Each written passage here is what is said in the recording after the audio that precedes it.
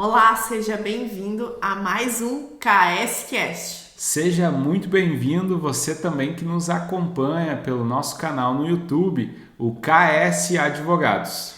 Eu me chamo Rubiane Spengler. E o meu nome é Felipe Krieger e no KSCast edição desta sexta-feira você irá acompanhar as principais notícias que movimentaram as áreas do direito do trabalho e do direito previdenciário.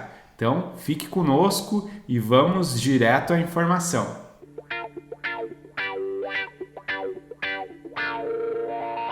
E a notícia previdenciária dessa semana é de uma segurada que precisa devolver valores recebidos após liminar ter sido revogada em sentença.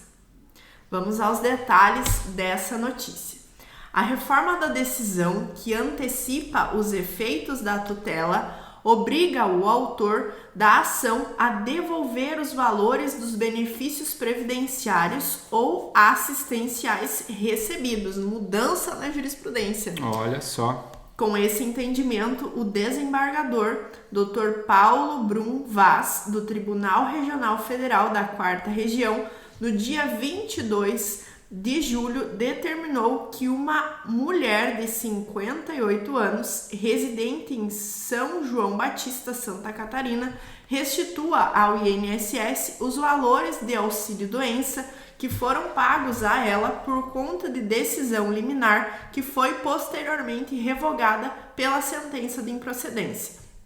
O posicionamento de Brum Vaz seguiu a jurisprudência estabelecida pelo STJ.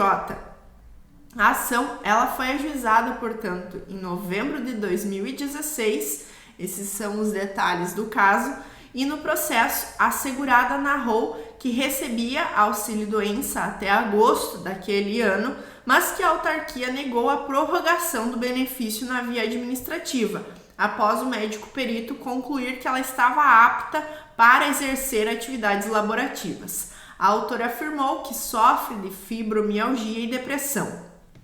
Ela alegou que necessita de tratamento constante e estaria incapacitada para o trabalho. A segurada requisitou à Justiça a concessão de auxílio-doença ou aposentadoria por invalidez. E foi pedida também a antecipação de urgência, então para que os efeitos da sentença fossem antecipados de forma sumária. E em dezembro de 2016, o juízo da 2ª Vara da Comarca de São João Batista proferiu decisão liminar favorável à autora, determinando ao INSS o pagamento do auxílio-doença. E essa decisão era uma decisão provisória. E no ano de 2018, em junho de 2018, após a tramitação do processo, a juíza responsável pelo caso, ao emitir a sentença, considerou a ação improcedente e revogou a tutela de urgência que havia sido concedida. A magistrada destacou que a perícia judicial concluiu pela ausência de doença incapacitante para o trabalho. Dessa forma, o INSS interpôs recurso junto ao Tribunal Regional Federal da 4ª Região, argumentando que a segurada deveria devolver os valores que foram pagos a título de antecipação de tutela. E o desembargador Brum Vaz, integrante da turma regional suplementar de Santa Catarina, deu provimento à apelação do INSS. Na decisão, ele seguiu a tese firmada pelo STJ no tema 692, que tem a seguinte redação: a reforma da decisão que antecipa os efeitos da tutela final obriga o autor da ação a devolver os valores dos benefícios previdenciários ou assistenciais recebidos, o que pode ser feito por meio de desconto em valor que não exceda a 30% da importância de eventual benefício que ainda lhe estiver sendo pago. Em sua manifestação, o desembargador Brum Vaz reconheceu a mudança da jurisprudência. E ele refere então que, embora este colegiado tivesse rechaçado a devolução dos valores pagos a título de antecipação de tutela, posteriormente revogada, Dado que seriam valores de natureza alimentar e auferidos de boa-fé pelos segurados, é forçoso reconhecer que a tese firmada no tema 692 foi recentemente reafirmada em acórdão do STJ. E o recurso, então, merece prosperar, devendo ser devolvidos pela autora os valores recebidos, os valores percebidos a título de antecipação de tutela revogada posteriormente. E a notícia tem como fonte o Tribunal Regional Federal da 4ª Região. Olha só, uma decisão bem inusitada, né? Porque... Sim, que altera, né, a jurisprudência dominante da época e então determina a restituição dos valores pagos em sede de tutela de urgência. Até abro aqui vênia, né, para discordar desse entendimento. Eu entendo que não é correto fazer com que o segurado que recebeu os valores, que é de natureza alimentar, recebeu de boa fé esses valores, e até aqui cabe destacar que houve uma demora de 2 anos para se proferir a decisão definitiva. Então, se a pessoa, por mais que então depois em perícia judicial foi verificado que ela estaria apta para o trabalho, nesse período provavelmente a pessoa não se sentia bem para trabalhar e não estava trabalhando e por isso estava em gozo de benefício previdenciário. Então, e até pelo fato de estar em gozo previdenciário, não poderia exercer uma atividade laborativa e depois, ao final do processo, tem essa surpresa com uma decisão dessa que manda devolver valores. Acredito que seja correta a decisão que manda devolver valores quando a pessoa recebe de má fé, quando ela burla algum documento ou altera alguma informação que foi concedida ao processo. Aí, nesse caso, eu entendo que é correta a decisão que manda devolver valores, mas aqui eu discordo desse entendimento. Vamos ver como que vai ficar essa situação, né? Se vai ser mantido essa decisão ou se, através de uma uniformização de jurisprudência, venha a ser melhor esclarecida essa situação. Sim, porque a gente verifica aqui que, inclusive, é autorizado o desconto em valor que não exceda 30% da importância do eventual benefício que ela venha a receber no futuro. Então, agora, daí, se caso ela vier a se aposentar, vai ser descontado do benefício de aposentadoria dela. Exato. Eu entendo e respeito, mas não concordo com a decisão que foi proferida, né? E às vezes no direito nós somos surpreendidos, né, com esse tipo de decisão, porque já era um tema que vinha sendo pacificado no sentido de que a pessoa que recebe valores de boa fé não precisa devolver, ainda mais quando se trata de valores de verbas alimentares, que é o benefício previdenciário. Por tutela de urgência. Que foi uma decisão judicial, né? Não foi algo que ela forçou alguém a conceder. O juiz analisou ali em 2016 o caso concreto e decidiu, então, por mandar implantar o benefício para ela. Agora, então, ela vai ter que devolver esses valores. Vamos ver como que vai ficar essa decisão, esse tema, agora em uma análise mais aprofundada.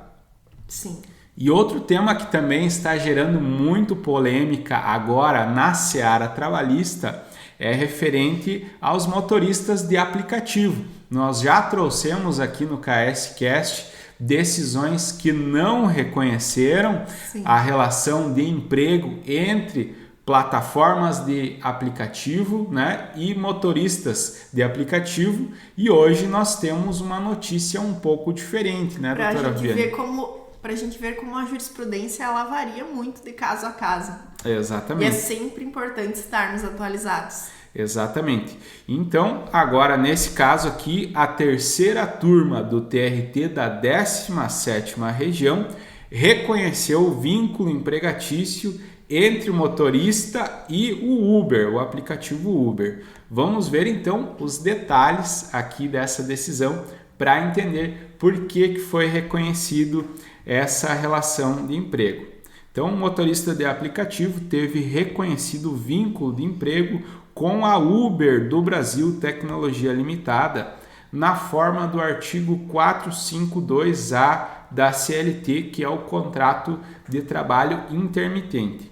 A empresa foi condenada ao pagamento de férias mais o terço, o 13º salário, o FGTS, observando-se então a modalidade de contrato intermitente. A decisão é da terceira turma do Tribunal Regional do Trabalho da 17ª Região e em sessão de julgamento presencial no dia 4 de julho, os desembargadores acompanharam de forma unânime o voto da relatora desembargadora doutora Ana Paula Talceda Branco.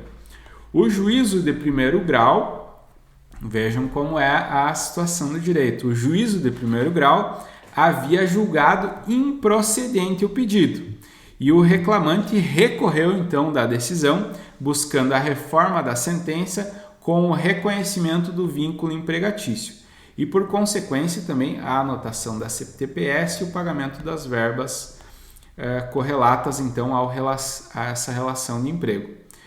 Vamos ver então as alegações do motorista. Na reclamação trabalhista, o motorista alegou que iniciou as suas atividades na Uber em 6/10/2016, realizando jornadas diárias de trabalho de acordo com a demanda ofertada pela empresa em horários variáveis com a remuneração média semanal de R$ 300.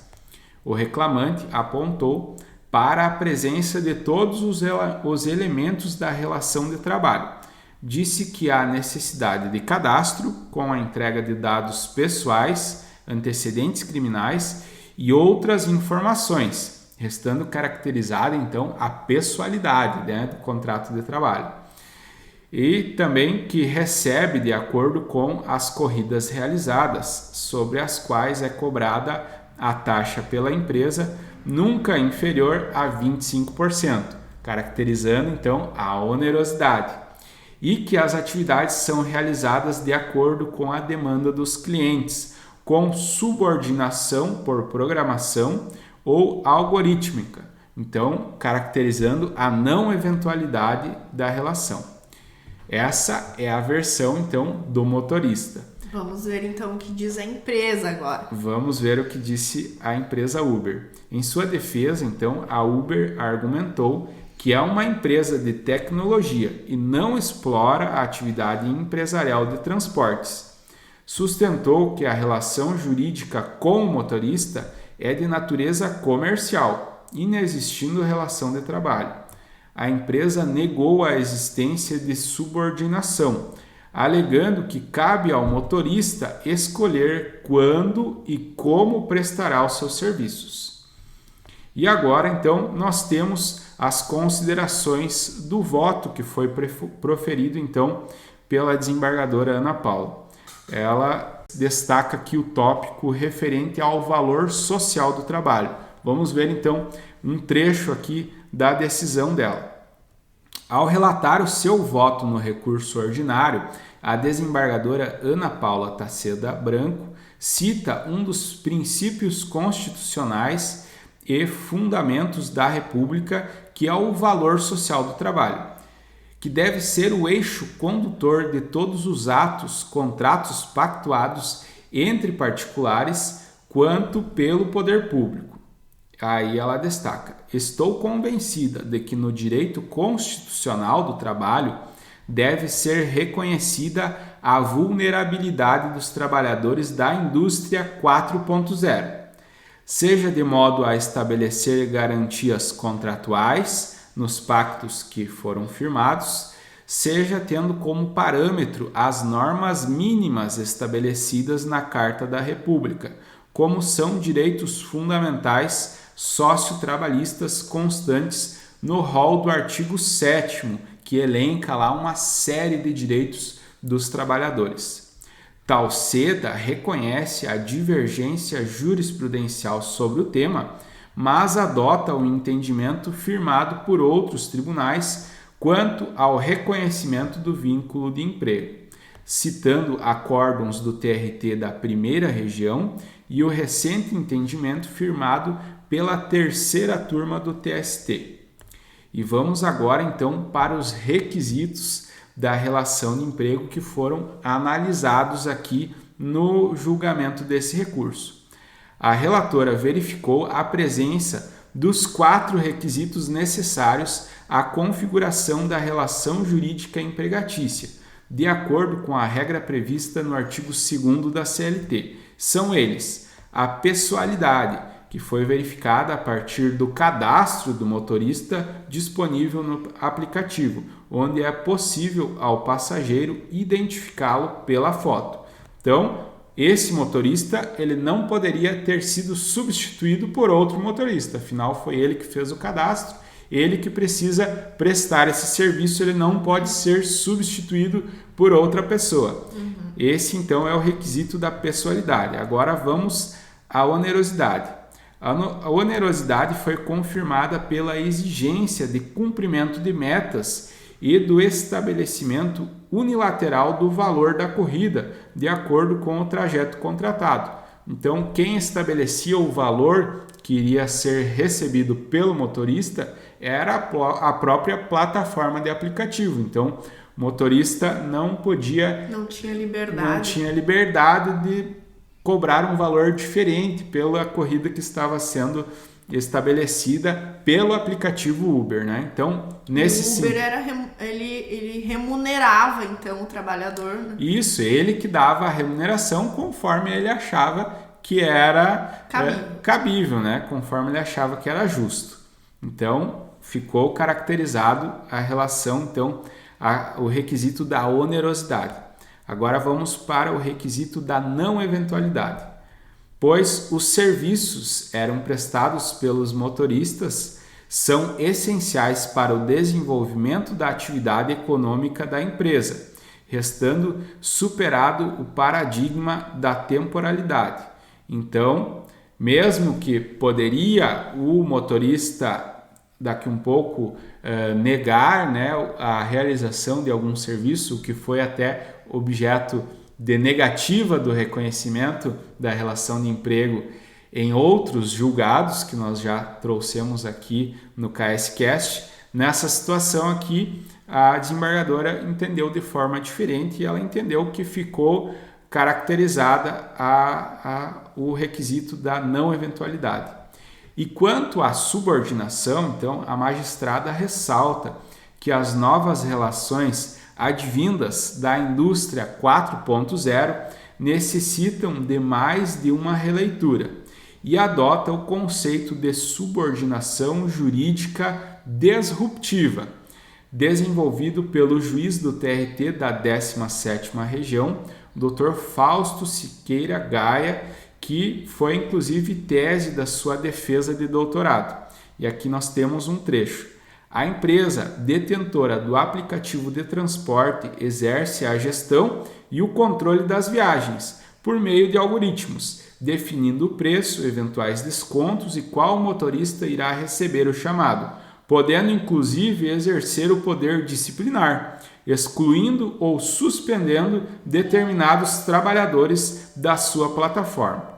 Dessa forma, então, ficou comprovado a relação então de contrato de trabalho intermitente com o pedido do reclamante, que se refere ao reconhecimento do vínculo de emprego na forma do artigo 452-A da CLT, que apenas foi instituído pela lei em 2017. E a declaração do vínculo empregatício deverá ocorrer a partir então de 11/11/2017, que foi quando passou a existir esse contrato intermitente de trabalho. Vejam só então como é importante a gente estar atualizado e acompanhando as notícias que movimentam então as áreas do direito do trabalho e do direito previdenciário. Isso mesmo, e é isso que nós encontramos aqui no KSCast. Então nos acompanhe nas nossas redes sociais, pois toda segunda e sexta-feira nós estamos por aqui compartilhando conhecimento. Um forte abraço e até a próxima. Até a próxima.